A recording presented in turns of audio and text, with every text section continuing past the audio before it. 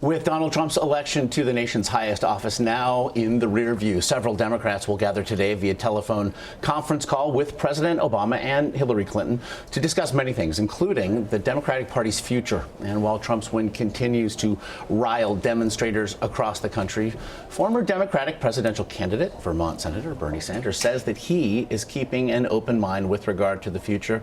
Here with me to discuss that and a whole lot more, including his new book, Our Revolution, is Vermont Senator and former presidential candidate, and perhaps future presidential candidate, Bernie Sanders. Senator, it's very good to have you. Good to be with you. I want to ask you, in fact, about an op-ed published over the weekend in the New York Times, one you wrote, in which you spoke to the idea that you are willing, more than willing, perhaps, to reach out and keep an open mind, if nothing else, with what ideas Mr. Trump offers and when and how we can work together. Having lost the nationwide popular vote, however, he would do well to heed the views of progressives. If the president-elect is serious about pursuing policies that improve the lives of working families, I'm going to present some very real opportunities for him to earn my support, end quote. To which opportunities are you referring? Look, this guy said, Mr. Trump said, President-elect Trump said, I'm a champion of the working class. You're hurting, I'm there, vote for me. Well, we're going to hold him accountable. Right now, the middle class in this country for the last 40 years has been in decline. You got millions of people who are trying to get by on 9, 10, 11 bucks an hour. We've got to raise the minimum wage. Mr. Trump, you're going to work with us? Let's raise the minimum wage to a living wage. Women are making 79 cents on the dollar compared to men. Mr. Trump, you have a unique opportunity, given, your perceived attitude toward women, to be a leader on this fight. Say equal pay for equal work. We'll be with you there. We have a disastrous trade policy, something Mr. Trump certainly talked about. Let's go forward together. Let's kill the TPP. Let's create a trade policy by which corporate America invests in this country, not just in China. You got millions of people leaving school deeply in debt. Mr. Trump talked about this issue. We're going to hold them accountable. What are you going to do about the outrageous level of student debt? What are you going to do about making college affordable? So those are areas that I think we are going to say, you talked about the needs of the working class. You said they're in pain. You said they're hurting. Let's work together. Have the guts to take on the drug companies. Have the guts to take on Wall Street. Have the guts to take on corporate America. Let's see if we can work together to do that. But where we will not work with him and where we will vigorously oppose him, if he takes the anger that the American people are feeling because of a declining standard of living, and if he turns that anger against African Americans, Latinos, or Muslims, or other minorities, we will stand up and fight him vigorously. You mentioned this anger that he tapped, and perhaps the Democratic Party, for whatever reason, failed to fully appreciate it. Well, the reason is that too many liberal elitists are running the Democratic Party. Look, that's no great secret. All right? The Democratic Party was once the party of the American working class. Very few people think that's the case today. You can't be, in my view, I speak only for myself, a party which raises substantial sums of money from Wall Street and the wealthy and make any worker in this country think you're on their side. Earlier today, you said you're deeply humiliated by the failure. I am part of the son of the white working class, okay? And the Democratic Party that my parents grew up with understood that the white working class, that the working class, black workers, Latino workers, that was their base, not Wall Street, not corporate America, not wealthy individuals. Secretary Clinton has pointed to the 2 letters sent by the FBI Director Jim Comey as for ultimately the reasons she thinks she lost the election. Others have argued, however, that perhaps the campaign failed to see your success in the primaries. We're talking about 2 different things. I think what Comey's role was unacceptable, and I think that hurt Secretary Clinton. But the real question is why she was not winning this election by 10 or 15 points. The real issue is, why did millions of American workers who voted for Mr. Obama not support Secretary Clinton? And the answer is that people are angry. They want change. And I think the Democratic Party, not just Secretary Clinton, did not give them a message, a vision which says, we are going to be on your side. You can't afford child care. You're making 10 bucks an hour. You're worried about retirement because you have no money. We're going to expand Social Security. We're going to deal with the crooks on Wall Street. We're going to lower the price of prescription drugs. We, the Democratic Party, have the guts to take on the ruling class of this country. I think that was not the message that came from Secretary Clinton. And yet, people will say that change at any cost is perhaps a price too high to pay. Specifically, I point to the two appointments by Donald Trump as his chief of staff. Reince Priebus, thought to be somebody who perhaps can work with the GOP establishment in the future, but also Steve Bannon. As a senior advisor, as the former head of Breitbart News, he is in lockstep with the alt-right movement. It is said to be anti-Semitic, sexist, white nationalist. That troubles many people. And that should trouble many people. And it's not just Mr. Bannon, it's much of the rhetoric that comes from the candidate, Mr. Trump.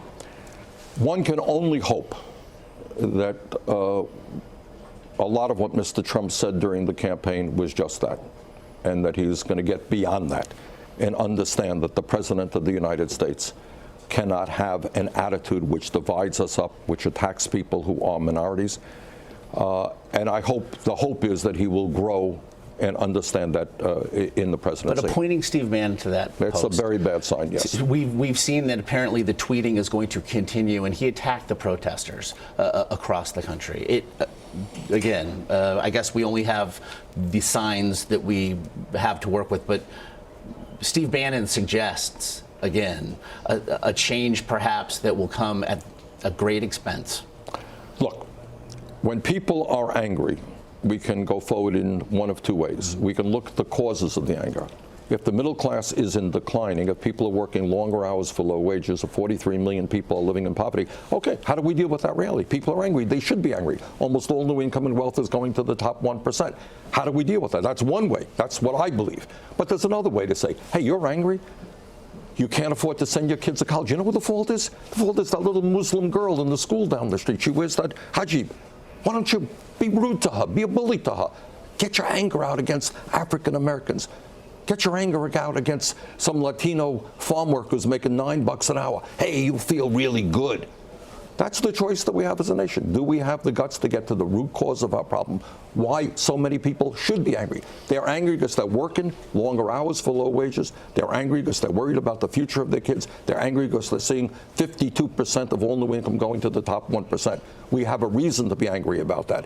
Let's take out our anger. And that's what this book, Our Revolution, is about. We talk about ways to move this country forward, not to divide us up with racism or sexism. He did speak in his interview last night with Leslie Stahl on 60 Minutes to some of the extreme positions he took during the election cycle as it regards the instant repealing and replacing of Obamacare. He now says pre-existing conditions should remain a part of anything that replaces it. He said that he thought marriage equality was law that was already here, apparently not to be repealed. Immigration, he seemed to walk back from the idea of a deportation force. Are these the sorts of things that give you a sense of hope? Well, I think, what we can say about Mr. Trump is he ran, the most unusual campaign in modern American history. And this guy is nobody's fool. Let's be clear about that.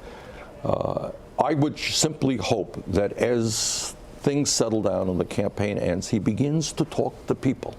For example, one area where media talks very little about is climate change. Okay. I hope he sits down with scientists who say, Mr. Trump, you're wrong. He said it's a hoax. He has appointed as the head of his EPA transition team a noted climate change denier. Right. And you know what this means? If he follows through in that direction, it's not just the United States of America. Climate change is a global crisis. And if the whole world, Germany and the UK and Russia and China say, oh, the United States is not going to do anything about it, why do we have to do anything about it? You know what happens? The planet that we leave to your kids and your grandchildren and great-grandchildren may not be a habitable planet. But with Donald Trump in the presidency, with congressional majorities in both the House and Senate, and an appointment to the Supreme Court that would tip the balance, how much can folks such as yourself, and the Democratic Party perhaps as a whole, fight back against these sorts of things? I think we can be effective in fighting back, and I'll tell you why. While you're absolutely right, we are in the minority in the House and the Senate and state legislatures all over the country. The issues that we and I talk about are the majority. Raising the minimum wage to a living wage, making college affordable, dealing with climate change, pay equity for women. You know what? Vast majority of the American people support that. They don't think billionaires like Mr. Trump should get away with without paying any taxes at all. So I think we have the majority behind us on our ideas. I think we need a radical shakeup at the Democratic Party. So instead of doing fundraisers with wealthy people, we're out at the grassroots, you know, in the veterans halls and in the union halls and talking to working class people about how we make positive changes in this country. I want to get you out of here then on this one. As it regards that, we learned because of the hacks into the DNC emails of the attempts by some, including Debbie Wasserman Schultz, perhaps, to stifle your campaign. We have now seen, as the DNC looks for new leadership, Minnesota Congressman Keith Ellison. You are in support as the party does look for new leadership and a new direction. What do you make then of Congressman Ellison, rather, as the head of a new DNC? I've known Keith for many, many years, and Keith understands that the future of the Democratic Party is grassroots politics, not simply raising money. Money is always important, but you just can't base your party on a liberal elite and raise money from the wealthy. You got to get your hands dirty. You got to get into the grassroots. You got to be talking to the factory workers, the farmers. You got to be talking to ordinary Americans, bringing them together to take on big money, which today has so much power over the economic life of the country, the political life, and the media life of America. It's an important message, of course, of your campaign and life moving forward. It's Our Revolution, your new book. Senator Sanders, very much appreciate the time this morning. Thank you very much.